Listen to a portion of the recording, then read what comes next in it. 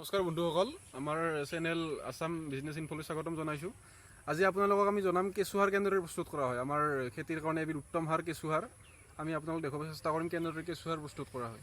আমি আপোনালোকক দেখুৱাম এবাৰ খেতিত লগা এবিধ উৎকৃষ্ট সাৰ কেঁচু সাৰ কেনেদৰে প্ৰস্তুত কৰা হয়। প্ৰথমতে আমি লৈছোঁ এটা থাৰ্মকল, এনেকুৱা ধৰণৰ থাৰ্মকল। তাৰ ওপৰত আমি এখন প্লাষ্টিক পাৰি লৈছোঁ। এইকাৰণে লৈছোঁ যাতে ইয়াত যেতিয়া পানীৰ প্ৰয়োজন হ'ব, পানী দিলে যাতে পানীখিনি ওলাই নাযায় বাহিৰত। তাৰপিছত আমি প্লাষ্টিকখন পাৰি দি ইয়াত 2 মুঠিমান বালি ছিটাই লৈছোঁ এনেদৰে ভালদৰে। প্ৰথমতে দেখিছে ইয়াত আপোনালোকে আমি গোবৰ লৈছোঁ, অলপ পুৰণি টাইপৰ গোবৰ লৈছোঁ এটা তৰপ। প্ৰথম লেয়াৰটো গোবৰ লৈছোঁ আমি এনেদৰে। তৰপ গোবৰ দিয়াৰ পিছত আমি পুৰণি কলগছ এডাল, পচা কলগছৰ কাটি সৰু সৰুকৈ কাটি এটা লেয়াৰ দিম ইয়াত। নেক্সট আমি কলৰ এটা লেয়াৰ দিয়া হোৱাৰ পিছত নেক্সট আমি পুনৰ গোবৰ দিম এটা তৰপ। আপোনালোকে দেখিছে গোবৰ, এনেদৰে গোবৰ দি থাকিব লাগিব আপোনালোকে। এনেদৰে বহুতটা তৰপ বনাব লাগিব আমি কলগছ আৰু আপোনালোকৰ গোবৰৰ।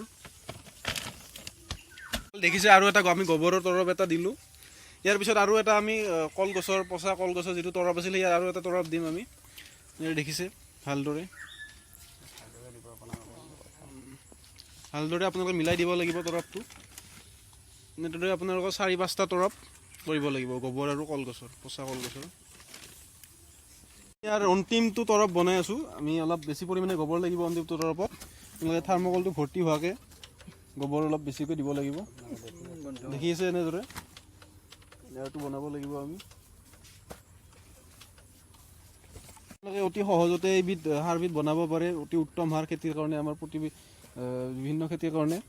আপোনালোকৰ গোবৰ নিশ্চয় ঘৰত আছে, একো বিশেষ প্ৰয়োজনো নহয়। আপোনালোকৰ কলগছ বা গোবৰ আৰু কেঁচু হ'লে হৈ যায়। ঘৰতে অতি সহজে বনাব পাৰে। আৰু ইয়াৰ বজাৰ মূল্য প্ৰায় 15 পৰা 20 টকা হয় পাৰ কেজি। অতি মূল্যৱান সাৰ এবিধ, খেতিৰ কাৰণে অতি উত্তম।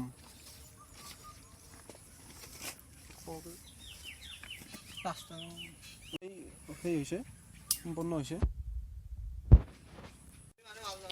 এতিয়া আমি অন্তিমটো তৰপ বনোৱাৰ পিছত ইয়াত আমি কেঁচুখিনি এৰি দিম। ইয়াত প্ৰায় 200ডাল কেঁচু এৰি দিয়া হৈছে। কেঁচুখিনি এৰি দিছোঁ ধুনীয়াকৈ ওপৰত। দেখিছে আপোনালোকে এনেদৰে ভালদৰে সমানকৈ মিলাই দিব লাগিব চাৰিওপিনে। এইখিনি ভালদৰে মেলি দি এতিয়া কেঁচুখিনি ইয়াত খাই তললৈ গুচি যাব, একদম তললৈ গুচি যাব। আৰু ইয়াত প্ৰায় প্ৰতিদিনে অলপ অলপকৈ পানী ছিটাই থাকিব লাগিব। এনেদৰে থাকিলে প্ৰায় 30 পৰা 50-60 দিনৰ ভিতৰত আপোনালোকৰ কেঁচু সাৰখিনি ৰেডি হৈ যাব প্ৰায়। আৰু ইয়াত এনেদৰে কেঁচুখিনি দিয়াৰ পিছত আমি অলপমান পানী ছিটাই দিছোঁ। আপোনালোকে প্ৰতিদিনে অলপ অলপকৈ ৰাতিপুৱা সময়ত পানী ছিটাই দিব লাগিব ইয়াত অলপ অলপ। দেখিছে এনেদৰে হাতেৰে। আৰু বস্তুখিনি ৰ'দ নপৰা জেগাত থ'ব লাগিব।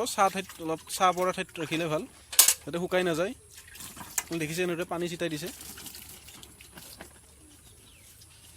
আজিৰ ভিডিঅ'টোত ইমানেই আছিল। ভিডিঅ'টো যদি ভাল পালে লাইক কৰিব, ছাবস্ক্ৰাইব কৰিব আৰু শ্বেয়াৰ কৰিব। আৰু যদি আপোনালোকৰ কিবা জানিবলগীয়া থাকে কমেণ্ট বক্সত কমেণ্ট কৰিব পাৰে। আমি পৃথককৈ ভিডিঅ' বনাব চেষ্টা কৰিম।